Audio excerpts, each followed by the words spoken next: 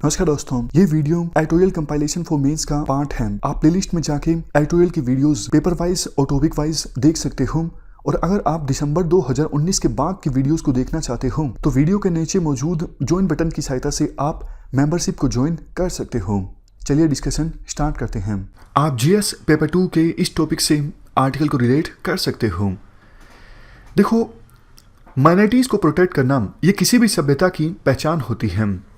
Lord Acton ने इस concept में एक इम्पोर्टेंट डायमेंशन ऐड की थी। उन्होंने कहा था, अगर हम पता लगाना चाहते हैं कोई देश वास्तव में आज़ाद है या फिर नहीं है, तो इसके लिए टेस्ट ये है, आप ये पता लगाओ कि उस देश में माइनॉरिटीज़ किस प्रकार की सिक्योरिटी एंजॉय कर रही हैं। जब हमारा देश आज़ाद हुआ था तो सरदार वल्लभ भाई पटेल ने बोला था, हमारा मिशन होगा हर एक इंटरेस्ट को सेटिस्फाई करना, माइनॉरिटीज़ को उनकी संतुष्टि के अनुसार उनके इंटरेस्ट को सेफगार्ड करना, यह हमारा मिशन है। ये बात बोली गई थी सरदार वल्लभ भाई पटेल के द्वारा। और इसी मिशन पे चलते हुए संविधान में आर्टिकल 30 ऐड किया गया। आर्टिकल 30 जो है वो कहता है माइनॉरिटीज़ के पास अधिकार है, वो अपनी चॉइस के अनुसार एजुकेशनल इंस्टीट्यूशंस को इस्टाब्लिश कर सकते हैं, उन्हें एडमिनिस्टर कर सकते हैं। इवन बाद में काफ़ी सारी जजमेंट्स में भी सुप्रीम कोर्ट ने यही बोला। जैसे 1973 की केशवानंद भारती जो जजमेंट थी उसमें कहा गया था माइनॉरिटी राइट्स जो हैं वो बेसिक स्ट्रक्चर का पार्ट हैं। सुप्रीम कोर्ट ने अपनी केशवानंद भारती की जजमेंट में ये भी बोला था कि पार्लियामेंट संविधान को अमेंड करके बेसिक स्ट्रक्चर को चेंज नहीं कर सकती है। इसके अलावा देखो, कुछ और जजमेंट्स जैसे 1974 की अहमदाबाद सेंट जेवियर कॉलेज से संबंधित जजमेंट और 11 जजेस की एक जजमेंट TMA पाई फाउंडेशन केस में जो 2003 में आई, इनमें भी सुप्रीम कोर्ट ने यही बोला कि माइनॉरिटी इंस्टीट्यूशंस के पास पूरा अधिकार है अपनी गवर्निंग बॉडीज़ को सिलेक्ट करने का, टीचर्स और स्टाफ को सिलेक्ट करने का, उनके ऊपर डिसिप्लिनरी कंट्रोल एक्सरसाइज करने का और स्टूडेंट्स को फेयर एंड ट्रांसपेरेंट मैनर में एडमिट करने का, रीजनेबल फीस लगाने का। ये सारे अधिकार हैं किसी भी माइनॉरिटी इंस्टीट्यूशन के पास आर्टिकल 30 के हिसाब से। ये बात ना सिर्फ संविधान में लिखी हुई है बल्कि 1973 की केशवानंद भारती जजमेंट, ये दो जजमेंट्स जिनकी हमने बात की, अहमदाबाद सेंट जेवियर कॉलेज और 11 जजेस की TMA पाई फाउंडेशन, सब ने यही बात बोली। बट देखो, हाल ही में सुप्रीम कोर्ट की 2 जजेस की जो जजमेंट आई वो इन जजमेंट्स के अगेंस्ट है। केस है वेस्ट बंगाल के 2 एक्ट से संबंधित, West Bengal board of madrasa education act 1994 और West Bengal madrasa service commission act 2008। इन दोनों एक्ट से संबंधित केस हैं। दोनों एक्ट्स में प्रावधान ये है कि मदरसाज में टीचर्स की जो अपॉइंटमेंट होनी चाहिए वो एक बोर्ड के द्वारा होनी चाहिए जिसे नॉमिनेट किया गया हो सरकार के द्वारा। तो याद कीजिए आर्टिकल 30 क्या था। आर्टिकल 30 ये था कि माइनॉरिटी इंस्टीट्यूशंस अपने हिसाब से बोर्ड को सिलेक्ट कर सकते हैं, टीचर्स को रिक्रूट कर सकते हैं। लेकिन वेस्ट बंगाल सरकार के ये जो एक्ट हैं ये कहते हैं सरकार के द्वारा नॉमिनेटेड जो बोर्ड है वो मदरसाज में टीचर्स को सिलेक्ट करें। और अगर मदरसाज ऐसा नहीं करते हैं, मतलब गवर्नमेंट के द्वारा नॉमिनेटेड बोर्ड की रिकमेंडेशंस को नहीं मानते हैं टीचर्स की रिक्रूटमेंट में, तो उन मदरसाज से ग्रांट वापस छीन ली जाएगी, उनको ग्रांट नहीं दी जाएगी। फर्दर उनका जो एफिलिएशन है वो भी रद्द किया जा सकता है। तो ये सब प्रोविजन है इन एक्ट्स में।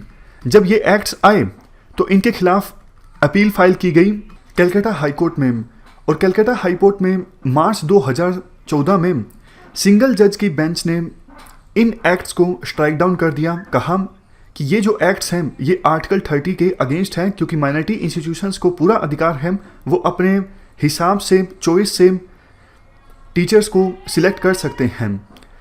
इसके बाद देखो, मामला गया कलकत्ता हाई कोर्ट की डिवीज़न बेंच के पास, यानी 2 जजेस की बेंच के पास।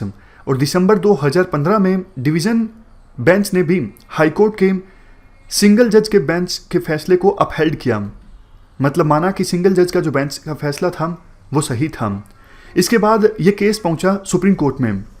सुप्रीम कोर्ट ने हाल ही में 2 जजेस की बेंच ने इस इशू पर वर्डिक्ट दिया है और कहा है ये जो एक्ट्स हैं वो सही हैं, यानी डिवीज़न कलकत्ता हाई कोर्ट के सिंगल जज के बेंच के फैसले को और डिवीज़न बेंच के फैसले को नलीफाई कर दिया है सुप्रीम कोर्ट की 2 जजेस की बेंच ने। 2 जजेस की बेंच में एक थे जस्टिस यू ललित और दूसरे थे जस्टिस अरुण मिश्रा। इस बेंच ने West Bengal board of madrasa education act 1994 को और West Bengal madrasa service commission act 2008 को अपहेल्ड किया है, मतलब ये एक्ट सही हैं। देखो हैरानी वाली बात यह है 4 महीने पहले 3 जजेस की बेंच का फैसला आया था कि वेस्ट बंगाल के जो सिख माइनॉरिटी इंस्टीट्यूशंस हैं उनको पूरा अधिकार है टीचर्स को अपॉइंट करने का। तो फिर अगर सिख माइनॉरिटी इंस्टीट्यूशंस को अधिकार है टीचर्स अपॉइंट करने का तो माइनॉरिटी इंस्टीट्यूशंस को क्यों नहीं, ऐसा क्वेश्चन आर्टिकल में रेज किया जाता है। और एक और बड़ा क्वेश्चन जो रेज किया जाता है वो ये है, देखो पहले जो वर्डिक्ट्स हैं सुप्रीम कोर्ट के 11 जज की बेंच के हैं, 9 जज की बेंच के हैं, उन बड़े बड़े वर्डिक्ट्स को इग्नोर कर दिया 2 जज की बेंच ने। तो मतलब बात सिर्फ इस केस की नहीं है, पिछले कुछ समय से ऐसा देखा जा रहा है कि जुडिशरी में, खास करके हायर जुडिशरी में डिसिप्लिन को इग्नोर किया जाता है। आमतौर पे देखो कन्वेंशन ये है कि अगर बड़ी बेंच ने, सुप्रीम कोर्ट की बड़ी बेंच ने कोई वर्डिक्ट दिया है तो उस वर्डिक्ट को चेंज करने के लिए उससे बड़ी बेंच को बैठना जरूरी है। मान लीजिए 11 जज की बेंच ने किसी इशू पर फैसला दिया है, उस फैसले को आपको चेंज करना है तो 13 जज की बेंच ही कर सकती है। लेकिन आप देखिए इस केस में कि बड़ी बड़ी बेंचेस के जो फैसले हैं आर्टिकल 30 से संबंधित उनको इग्नोर कर दिया 2 जजेस की बेंच ने। इसके बाद आर्टिकल में कहा जाता है कि चीफ जस्टिस SR दास एक 7 जज के बेंच को हेड कर रहे थे जिन्होंने आर्टिकल 30 से संबंधित एक फैसला दिया था। उन्होंने कहा था आर्टिकल 30 में जो चॉइस वर्ड है ये डोमिनेंट वर्ड है।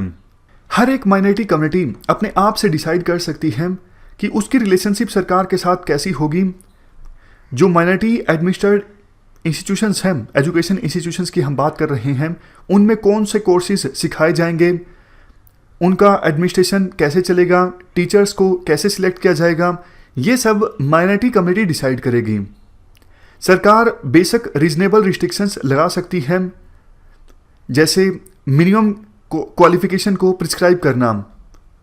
फॉर एग्जांपल यूजीसी यानी यूनिवर्सिटी ग्रांट कमीशन जो रेगुलेशंस प्रिस्क्राइब करती है क्वालिफिकेशन से संबंधित, या फिर एक्सपीरियंस को मैंडेटरी किया जाता है, वो सब माइनॉरिटी इंस्टीट्यूशंस में भी एप्लीकेबल होते हैं।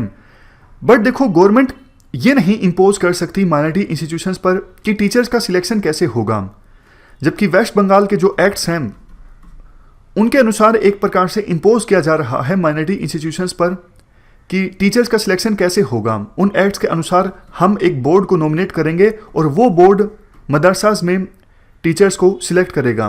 तो ये आर्टिकल 30 के अगेंस्ट है, काफ़ी सारी सुप्रीम कोर्ट की जजमेंट्स के अगेंस्ट हैं। ये पूरा आर्टिकल हमने डिस्कस किया।